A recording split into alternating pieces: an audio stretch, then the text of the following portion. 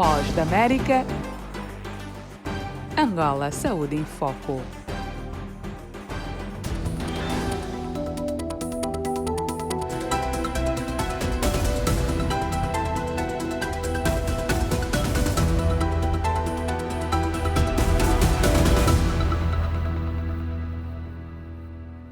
Olá, ouvintes e internautas da Voz da América, muito boa tarde e feliz Ano Novo! Este é o Angola Saúde em Foco desta sexta-feira, 1 de janeiro, primeiro dia do ano. Das 17h30 às 18 horas, transmitimos em onda curta nos 17.655 e 13.630. Das 18 horas às 18h30, estamos em onda média nos 1530. Também transmitimos pelo Facebook e pelo YouTube. E devido às contingências da Covid-19, o programa é gravado. Eu sou a Mayra de La Salette, a produção é de Dani Steski.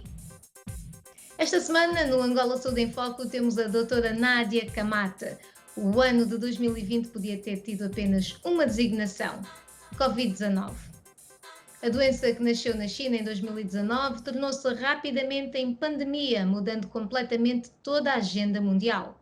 Ao infectar até agora à volta de 80 milhões de pessoas e provocar a morte de cerca de 1.700.000, a pandemia obrigou a uma corrida mundial por vacinas, enquanto as prioridades centravam-se em evitar a propagação da doença e tratar os infectados. A economia caiu para níveis próximos da Grande Depressão de 1929 e os avanços conseguidos nos últimos 25 anos, principalmente nos países menos desenvolvidos, evaporaram-se em meses, enquanto os objetivos traçados anteriormente passaram a ser uma utopia. Doutora Nádia. Feliz Ano Novo, que seja de facto um bom ano. Espero que tenha passado um bom Natal com a sua família e que tenham de facto.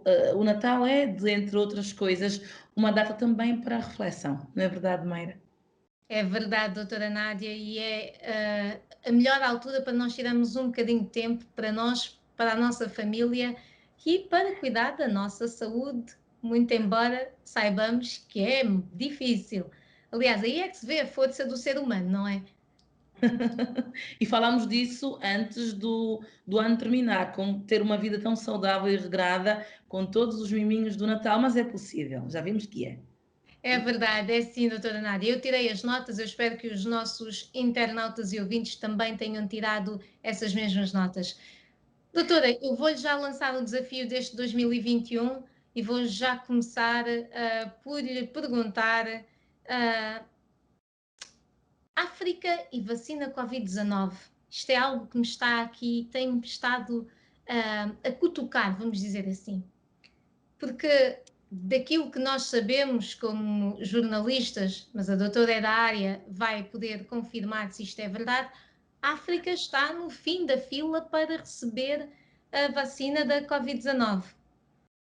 Como é que Sim, nós podemos lidar com essa desigualdade que se pode criar nesta distribuição da vacina? claro que quando começaram a ser escolhidos os países, a primeira questão que se colocou foi precisamente isso. Para os ensaios, a África foi a primeira. Depois de termos a vacina em mãos, a África passa para o último plano. Mas nós podemos, às vezes, não tirar apenas ou ver apenas o problema só de um ângulo. Sabemos que os países viram-se forçados a correr contra o tempo e foi isso muito bem dito na tua introdução, Mayra, que foi uma corrida frenética porque a Covid-19 apanhou a todos muito desprevenidos. E claro está, para a fabricação de uma vacina é preciso muito dinheiro, embora as pessoas não saibam. Para se investir na ciência e começar com tentativa e erro até se acertar na dose certa, o fármaco certo, a via de administração certa, na hora certa e na quantidade certa. Portanto, a regra dos 3 Cs é todo um tempo que se cria e mesmo aquelas vacinas que são criadas durante 2 ou 3 anos em laboratório são muito caras. Imagina o que os cientistas e a indústria farmacêutica teve muito pouco tempo. Eu não sei se coloca a questão de que os países que financiaram a produção da vacina não são os mesmos que estão a beneficiar agora que elas estão produzidas. E só a África, ou alguns países da África, eu vou restringir para o caso de Angola, ter agora hum, comprado as vacinas já depois dela estar fabricada e não ter participado no processo de fabricação que exige um investimento muito grande.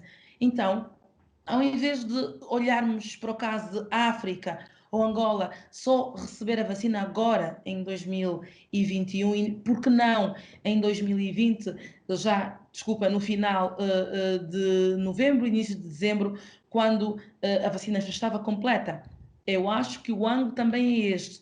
Não sabemos se o investimento foi feito pelas pessoas que estão agora a beneficiar do resultado final, Mayra. A doutora, faz muito sentido o que está a dizer. Com certeza nós vemos os Estados Unidos, o Reino Unido, são os países que já estão a vacinar, portanto, certamente são os países que trabalharam no desenvolvimento da vacina. Contudo, poderia haver aqui outras formas, não é? De manter, de pôr o mundo todo nesta questão em melhor pé de igualdade. E também Concorda? concordo, também não podemos nos esquecer que não existe só uma vacina, existem outros laboratórios, a China também tem a sua parte, a Rússia tem a sua parte, o Reino Unido, portanto, existem países que estão empenhados no fabrico da vacina e depois os países compradores estão livres de escolher que países querem adquirir, a origem das vacinas que querem adquirir. O que acontece é que quando a vacina vai ser fabricada, existem países que pagam já no processo de fabricação da vacina e já reservam as doses para os seus países. Não sabemos se nesta fase, ainda nessa coisa de escolhas, não quero da China, quero da Rússia, não quero da Rússia, quero do Reino Unido, e quando se vai ao Reino Unido, não. Nós já temos 1000 e tal doses, hipoteticamente o número agora arranjado por mim, já temos 1000 e tal doses para quem financiou o projeto. Vocês que só vêm comprar têm que esperar, mas se quiserem vacina já, olha, a China também tem, a Rússia também tem, e as nossas entidades de saúde, não, nós preferimos esperar e adquirir as vossas do que comprar já o que há no mercado. Portanto, existe muitos senãos na escolha da vacina, do país, da sua origem, da sua eficácia, e até porque também sabemos que no final do ano, agora mesmo no finalzinho, era mesmo, as más notícias às vezes são as últimas a chegar, nem sempre são as primeiras, e temos uma nova estirpe que tem uma virulência maior. Nós só não sabemos se essa vacina que Angola já adquiriu, se poderá ter alguma cobertura, provavelmente não. Só será da primeira estirpe, da SARS-CoV-2 e desta não. Eu sei que a indústria farmacêutica também já está a correr a ver se faz uma outra vacina. E depois ficamos assim, apanhamos do primeiro SARS-CoV-2, da estirpe mais virulenta, e andamos nisto, naquele jogo que não é fácil, é uma situação difícil, mas que temos que aguardar e ver se as coisas correm bem. Doutora, começamos o ano ainda assim com alguma incerteza pelo que acabou de me dizer. A E muita próxima pergunta, insegurança, e muita insegurança. exatamente. A próxima pergunta ainda está relacionada com a Covid-19? É difícil evitar a Covid-19, quer dizer, tomou conta do nosso 2020, portanto, ainda é aqui, entre aspas, a rainha, ou o tema dominante. A África, embora tenha sido uma pandemia global, a África teve um número inferior de casos em relação ao resto do mundo. Mas, como eu dizia, num mundo de incertezas, o que pensa que o continente, ou Angola em específico, pode aprender com a experiência de outras geografias que sofreram mais? Então é assim, eu acho, a Covid-19, eu acho, não tenho certeza, por ser uma doença nova, nós temos menos estudos e acabamos por entrar ou cair no erro da suposição. Começou-se primeiro por dizer, antes de responder a sua questão, como é que a gente pode aprender com outras realidades, começou-se primeiro por dizer que o clima nos favorecia, mas que se adivinhava uma mortalidade muito alta em África, tudo por causa do débil sistema de saúde, e alguns países nem sistema de saúde têm implementados. Pronto, esta fase passou, o clima acabamos por arrefecer e entrar no nosso outono versus inverno, porque nós não temos, pelo menos em Angola, em algumas partes não há inverno de facto, existem localidades muito mais frias, como o Planalto Central e algumas do interior sul, mas o litoral é quase sempre verão, verão, e existe muito calor.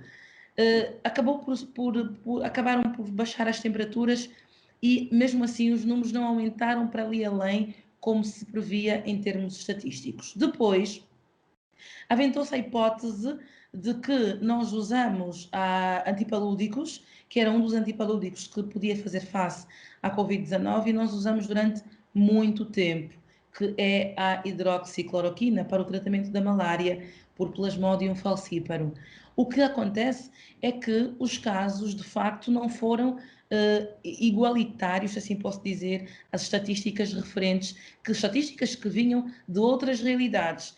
Nessa altura, se calhar, as outras realidades têm muito mais a aprender com a África, que teve menos números. Quero deixar de parte a África do Sul, porque não é o exemplo por aqui chamado, mas os outros países da África Austral, que também têm malária.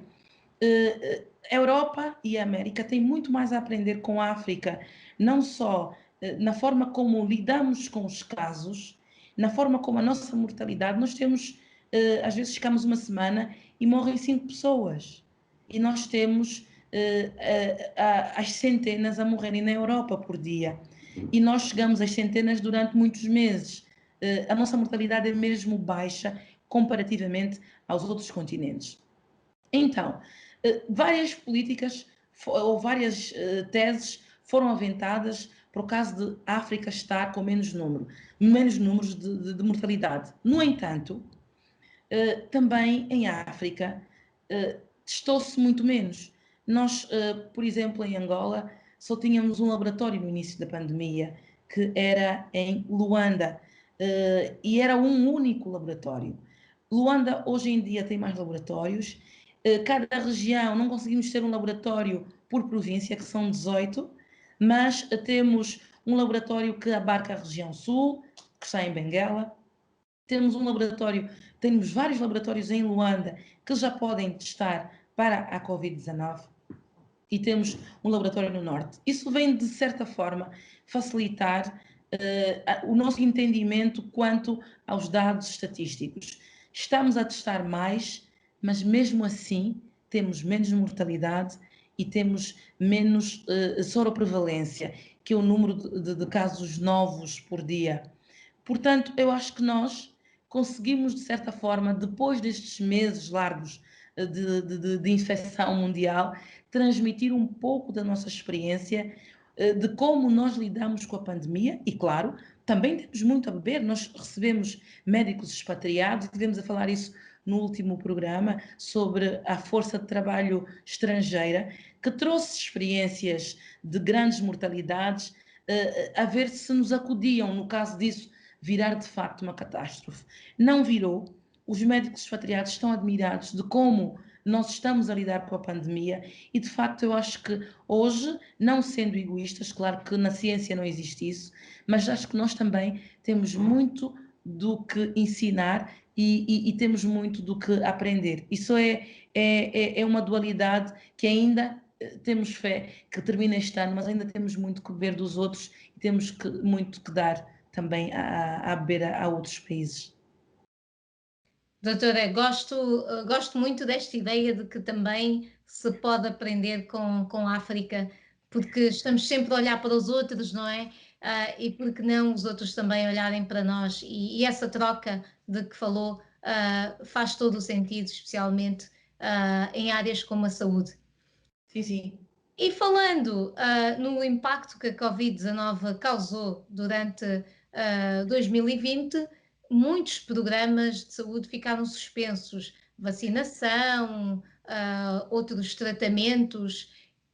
E uma das questões que nos chegou de Malange foi como é que vai ser retomar os programas de saúde que ficaram pendentes? Este desafio, como é que acha que isso vai se processar ou qual seria a melhor forma, na sua opinião, de trabalhar nesse sentido? Sabe que nós, não existem duas sem três. E nós estamos, agora que vamos, eu tenho fé que sim, terminar a pandemia, nós vamos entrar num período de eleições. E nos períodos eleitorais, às vezes é muito mais complicado cumprir programas. Mas é complicado porque existiam muitos programas de saúde virados não só para a prevenção, porque falou das vacinas, mas mesmo programas de saúde a ver com sistemas ou padrões curativos.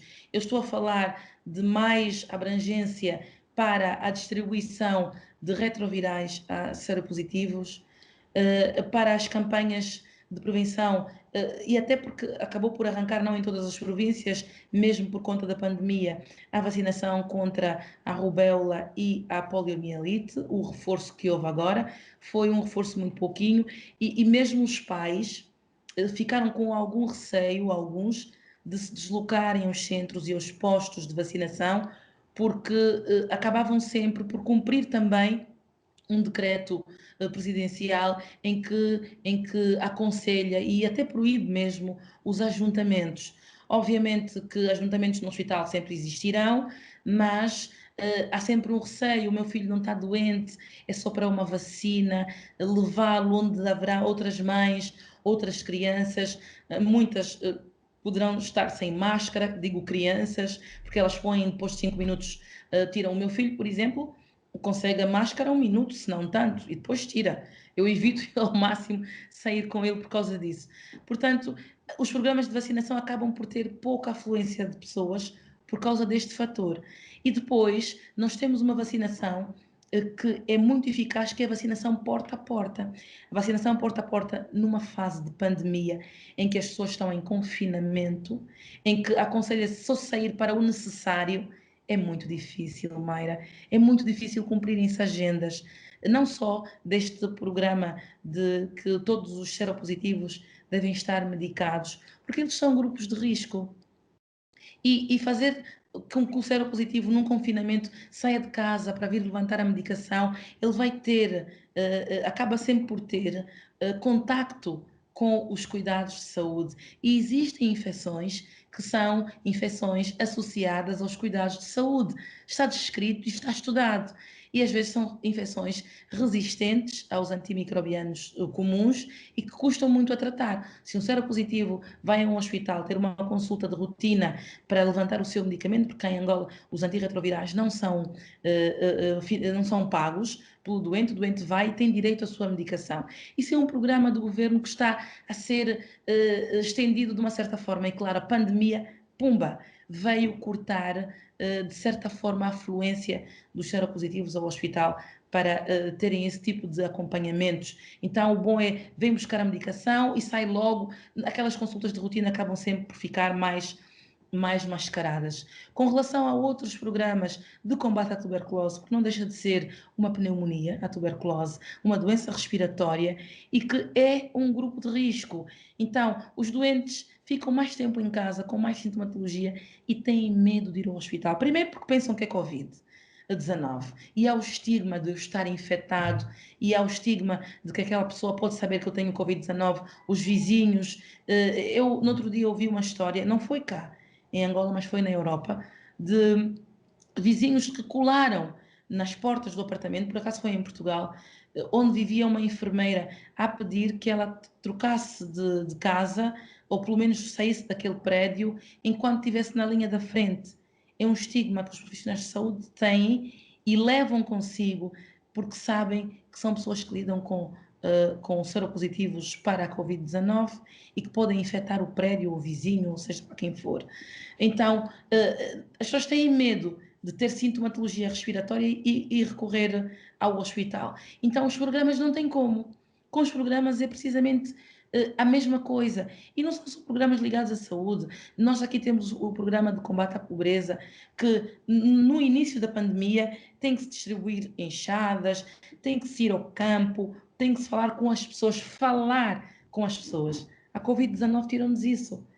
Um aperto de mão que é muito africano, o nosso candando, o nosso abraço, que é muito nosso quando chegamos às aldeias para incutir questões e conceitos de saúde, do lava-mão, da vacinação, do combate ao HIV, o uso do preservativo. Nós temos que falar com as pessoas. Nós abraçamos as pessoas. As crianças são muito espontâneas e vêm a correr. Esses programas tiveram que ser abolidos e esperar com que as coisas arrefecessem um pouquinho mais e voltarmos a isso. Só que o que eu disse no princípio, nós vamos arrefecer e vamos tentar voltar, mas lá está. Vamos estar em campanha eleitoral, o país todo vai estar em campanha e o foco às vezes acaba sempre por virar para as campanhas eleitorais e perdemos um pouco aquilo a que eu chamo prevenção em termos de saúde.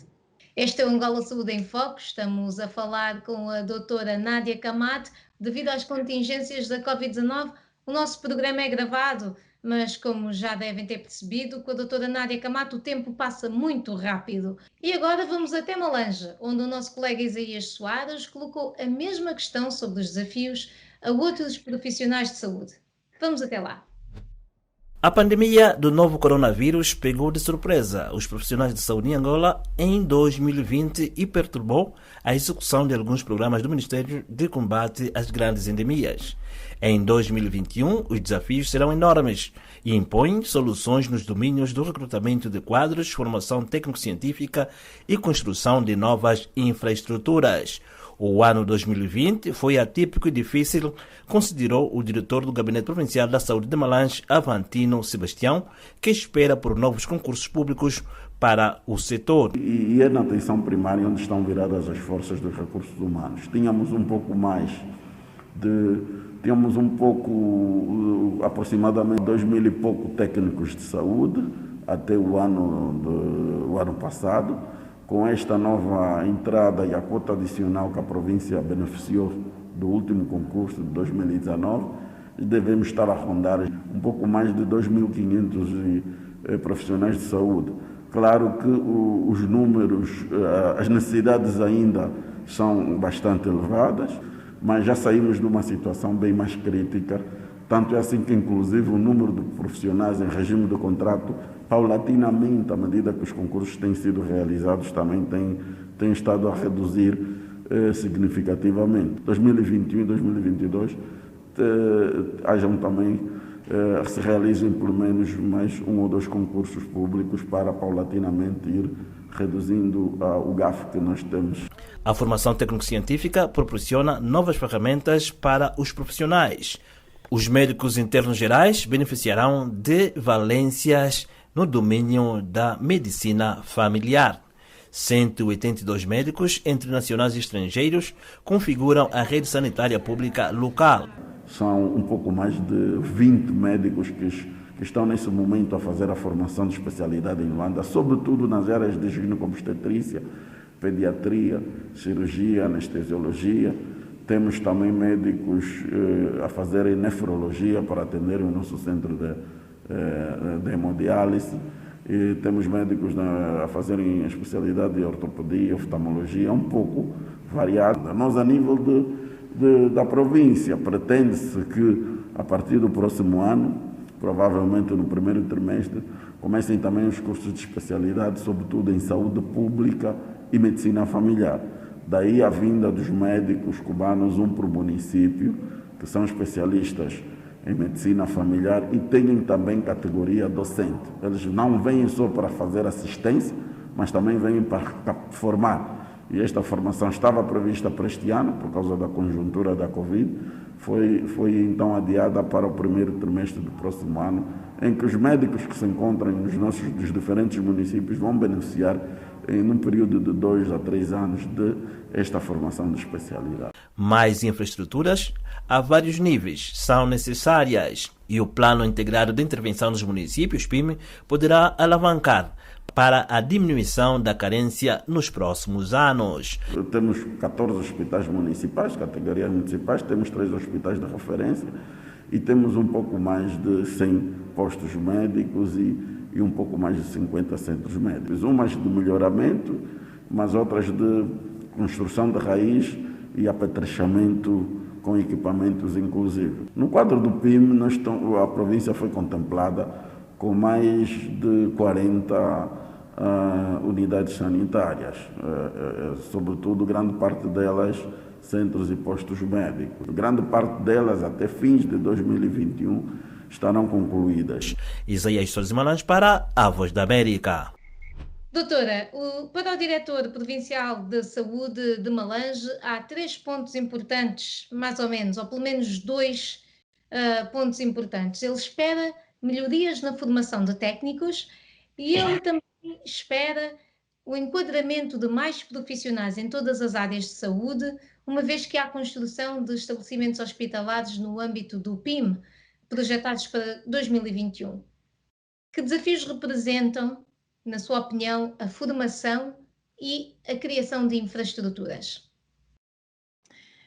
Estamos a falar de 2 recursos importantes, que são os recursos humanos, né? O capital intelectual, investir no homem novo, dizia Agostinho Neto, o primeiro presidente de Angola. Estamos a falar deste recurso muito importante. E depois estamos a falar de um outro recurso, que são as infraestruturas. É importante saber que se nós temos intenção de construir um homem novo, damos o que é riqueza intelectual e um recurso que é humano, nós temos que ter uma infraestrutura criada, porque senão nós estamos a matar o que construímos atrás, que é o recurso humano. A infraestrutura tem que estar dotada, está tudo interligado. Parecem perguntas diferentes, mas acabamos por desaguar na mesma foz. Temos que ter estruturas dotadas de qualidade, de eficácia e eficiência. O que quero dizer com estas 3 premissas?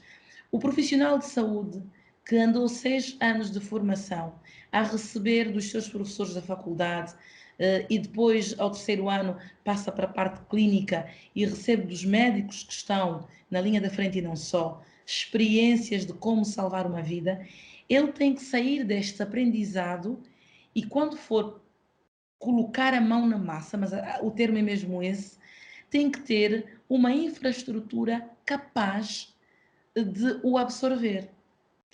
Porque senão nós estamos a perder, estamos a matar este quadro. Mais formação, mais médicos.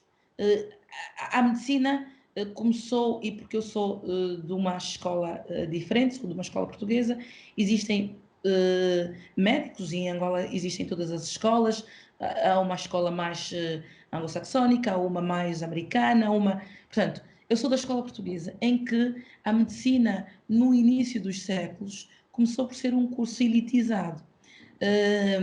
Porquê? Porque só iam aquelas pessoas que tinham posses, porque acaba por ser um curso caro, em que existem livros caros, o material usado pelo médico é caro, há um uniforme que se usa a vida toda, e tudo isso, os filhos de pais com posses iam para a medicina. Depois, como só isso não chegava para peneirar aquela elite que ia para a medicina, começou-se a ter em conta as notas que as pessoas tinham durante os ciclos para trás. Isso acabou por ter na formação médica pouca gente. E nos outros cursos, muita gente. Nós temos cursos de Direito com 100 e tal alunos no primeiro ano e podemos ter 20, 25 alunos nos cursos de Medicina. Nós, como somos colónia, acabamos por transportar alguns hábitos da escola portuguesa.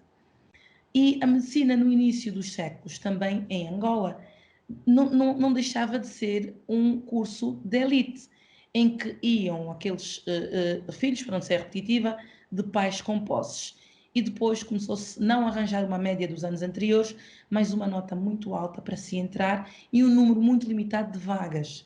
Daí que nós tínhamos muito poucos médicos, para além de que tínhamos apenas 2 faculdades, uma em Luanda e a outra no Ambo. Depois, no decorrer dos anos, nós começamos a ter mais faculdades. Hoje em dia temos muitas faculdades de medicina, não só do setor privado, mas também, ou não só do setor público, mas também do setor privado e as parcerias público-privadas. Isso para dizer o quê? Que este desejo que vem de Malange, de mais formação, começa por ser verdade e acho que conseguimos atender um pouco a demanda, ainda é pouco. Tanto é que ainda nós conseguimos e temos a necessidade de trazer mão estrangeira para acudir às necessidades das populações locais. Mas é uma premissa que eu acho que está-se a cumprir de alguma forma, estamos no caminho certo. Deixou de ser um curso de elite, as notas não são tão altas para se entrar, o número de vagas aumentou e o número de estabelecimentos também. Desculpa. Mas quando se fala em estabelecimentos, não podemos só pensar na infraestrutura que vai absorver o produto final, médico, não.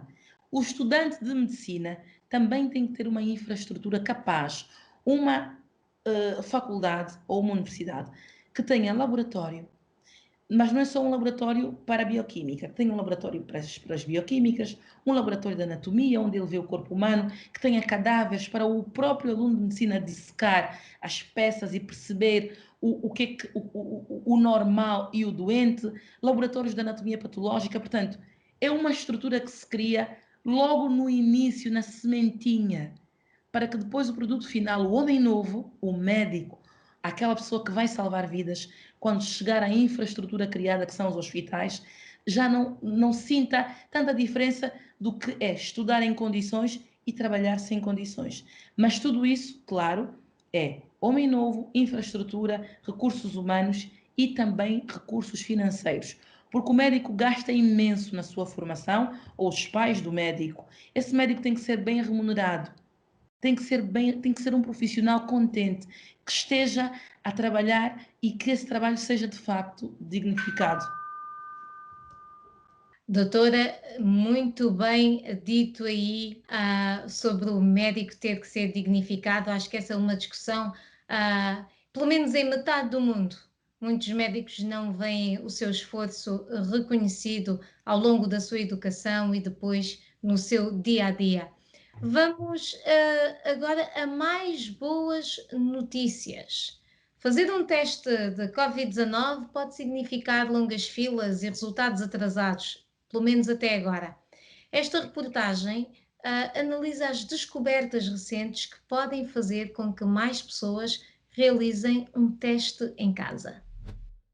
Mesmo com a anunciada disponibilidade de vacinas, especialistas da saúde são cautelosos quanto à necessidade frequente de fazer testes Covid-19 e por muito tempo. A testar adequadamente a população americana tem sido um desafio e agora há esperança de fazer os testes em casa. Dr. Anthony Fauci, diretor do Instituto Nacional de Doenças Alérgicas Infecciosas. O teste rápido, sensível e específico feito em casa sem receita para que as pessoas possam ter o seu próprio conhecimento. Avanços tecnológicos recentes sugerem o aumento de testes caseiros. A Administração Americana de Medicamentos autorizou o primeiro teste caseiro de Covid-19 que gera resultados em menos de 1 hora. O Dr. John Shaw orientou os ensaios clínicos do teste. É essencialmente um teste de laboratório feito em casa. Parecido, ou pelo menos próximo, do que consideramos o teste PCR padrão ouro. Existem enzimas na solução, pelo que, quando a amostra é colocada, amplifica a quantidade de material genético que está lá. O detetor captura e em 30 minutos é mostrado o resultado. Seria ideal fazer em casa e manter as pessoas isoladas. Shaw diz que este teste será também vantajoso nas clínicas. Ter resultados de qualidade laboratorial em um curto tempo pode ajudar a tomar decisões rapidamente. A empresa tem planos de iniciar uma ampla distribuição do teste nos Estados Unidos na primavera. Outro avanço nos testes vem da inteligência artificial. Pesquisadores da Universidade de Oklahoma descobriram que a tosse de uma pessoa infectada com Covid-19 soa de forma particular que pode ser detectada usando a inteligência artificial, mesmo em pessoas sem sintomas perceptíveis. Dr. Ali Imran, professor associado à Universidade de Oklahoma, liderou a pesquisa. Tivemos como base essa descoberta inicial para tentar criar um aplicativo. Primeiro, o aplicativo aprendeu a distinguir o som da tosse do som ambiente. Cerca de 50.000 tosses foram usadas para treiná-lo e logo quase o mesmo número de sons diferentes de tosse foram usados. O aplicativo foi refinado com base no som da tosse de doentes da Covid-19. Uma pesquisa semelhante no Instituto de Tecnologia de Massachusetts mostra que a inteligência artificial pode ser detectada numa tosse com Covid-19 com quase 100% de precisão. Empresas de todo o mundo juntaram-se à corrida para dar ao público aplicativos de detecção da tosse. A beleza disso é que é de baixo custo, é repetível e pode ser feito todos os dias e várias vezes ao dia. Em 2021, o teste da Covid-19 pode tornar-se apenas mais uma parte da nossa rotina. Doutora Nádia, esta realidade de fazer o teste em casa, o que é que lhe parece? Parece-lhe uma boa forma de olhar positivamente para 2021? Sim, nós em Angola já temos este sistema de testagem em casa, até porque a quarentena domiciliar é obrigatória principalmente para a indústria do petróleo, de expatriados que vêm de fora e nacionais que vão embarcar para offshore. Estes nacionais têm que ficar 15 dias no hotel, que é o período que decorre a quarentena, são testados no hotel, não deixa de ser uma testagem em casa, não é verdade? Para depois embarcarem para as sondas de exploração do petróleo.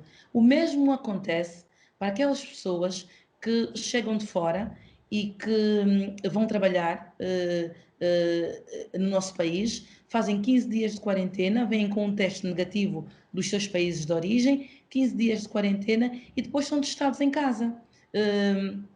E ficam à espera do resultado. Se esse resultado for positivo, tem que cumprir outra vez o dia de quarentena com a medicação, e se for negativo, está liberado para então começar a trabalhar. Portanto, fazer o teste em casa acaba por ser facilitado, diminui-se sobremaneira as enchentes nos hospitais e é uma ideia muito válida mesmo para se acabar com as longas filas que existem nos laboratórios. Muito bem, doutora, muito boas notícias, parece que se aproximam por aí e Angola, pelos vistos, não vai ter grandes dificuldades em adaptar-se a esta ideia de testar em casa. E como a pandemia continua a causar enorme stress nos primeiros socorros e profissionais de saúde, uma preocupação constante é a falta de equipamentos de proteção individual, como protetores faciais e máscaras. Pesquisadores de universidades dos Estados Unidos da América têm trabalhado em maneiras de higienizar máscaras e criar escudos.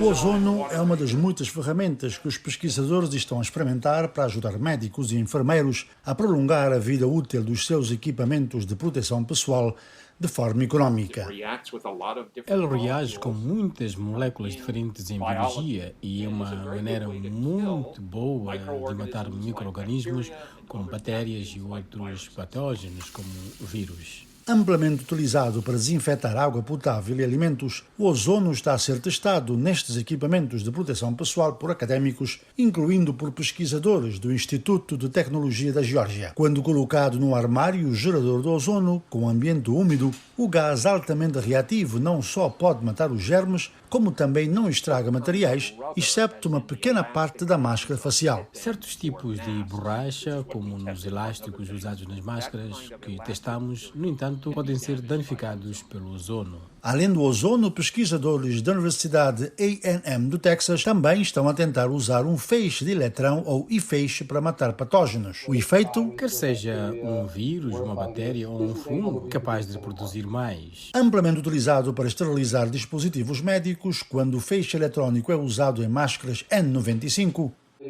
Mesmo com uma dose baixa, a eficiência caiu de, digamos, 95% das partículas a 300 nanômetros para cerca de 65 ou 70% das partículas. As máscaras, entretanto, estão a filtrar menos partículas devido ao seu desenho. Embora os orifícios estejam pequenos o suficiente para filtrar partículas de um determinado tamanho, também há um componente eletrostático de uma máscara N95.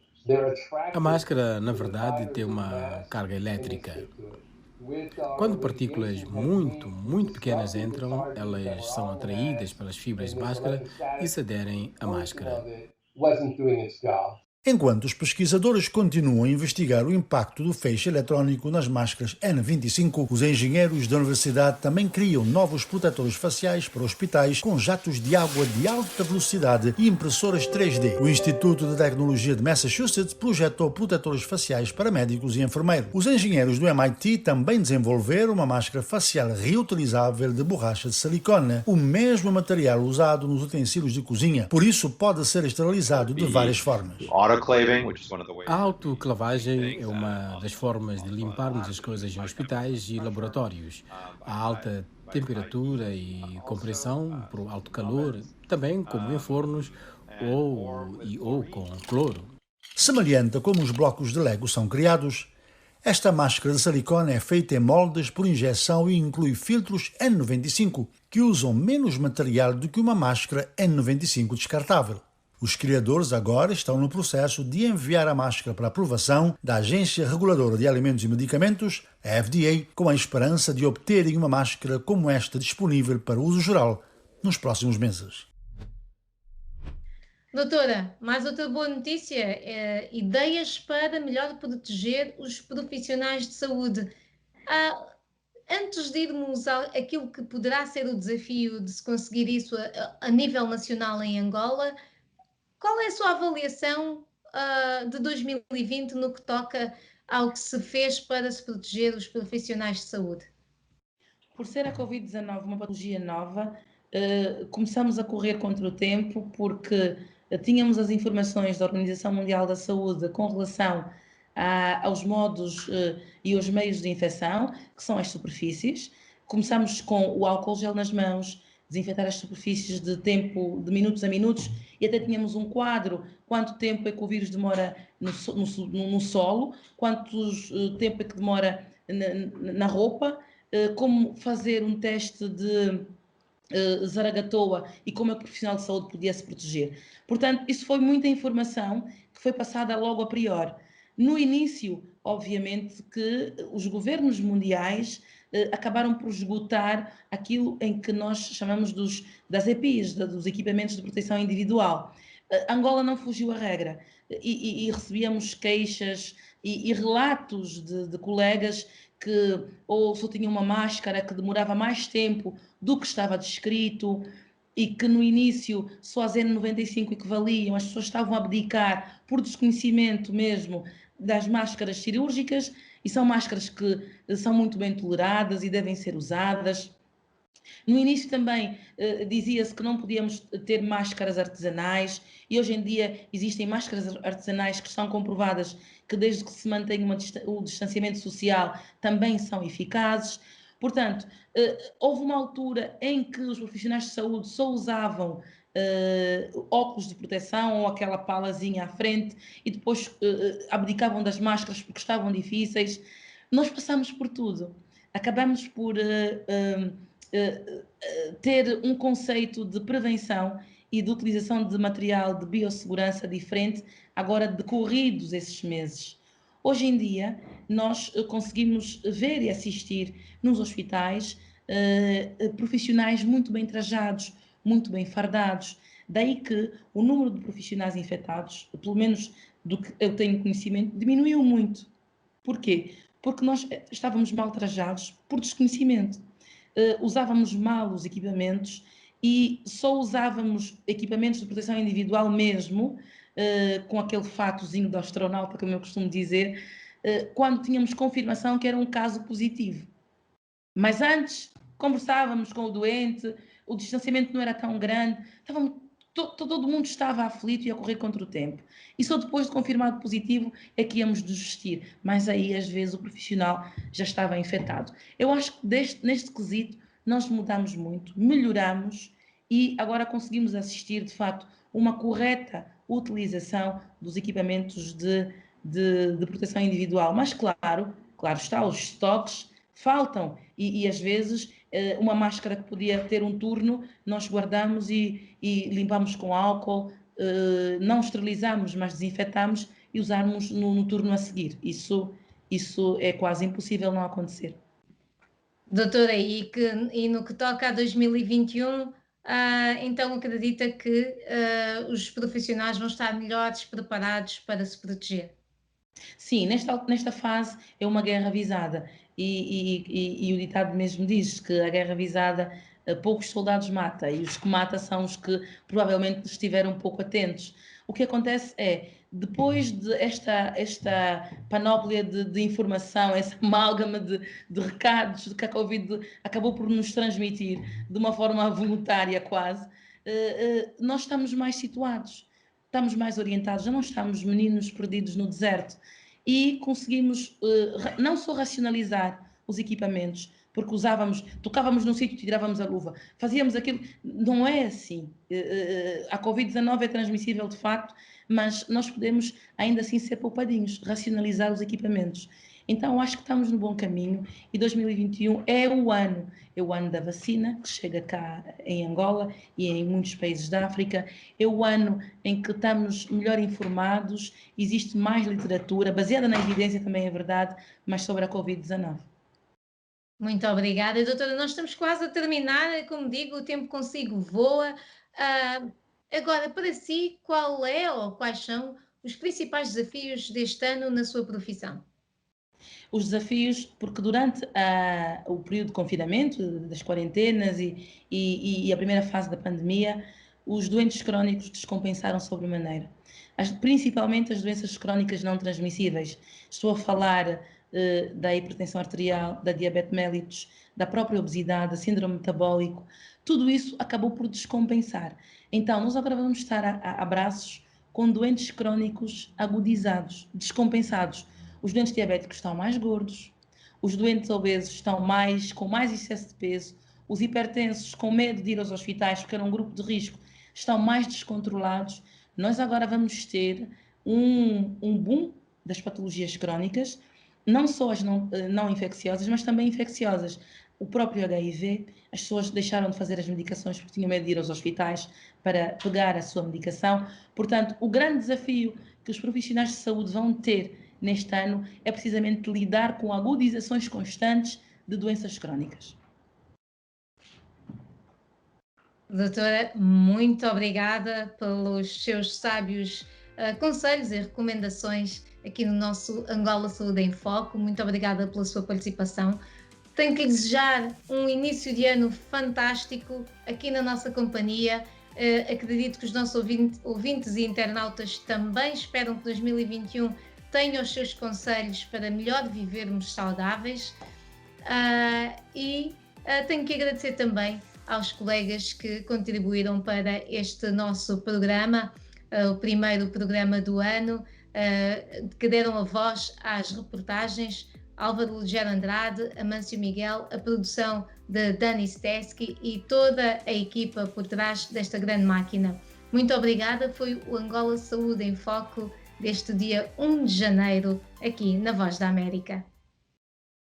Angola Saúde em Foco, um debate semanal sobre como a saúde contribui ou desacelera o desenvolvimento de uma sociedade. Saúde em Foco, semanalmente, na Voz da América em português.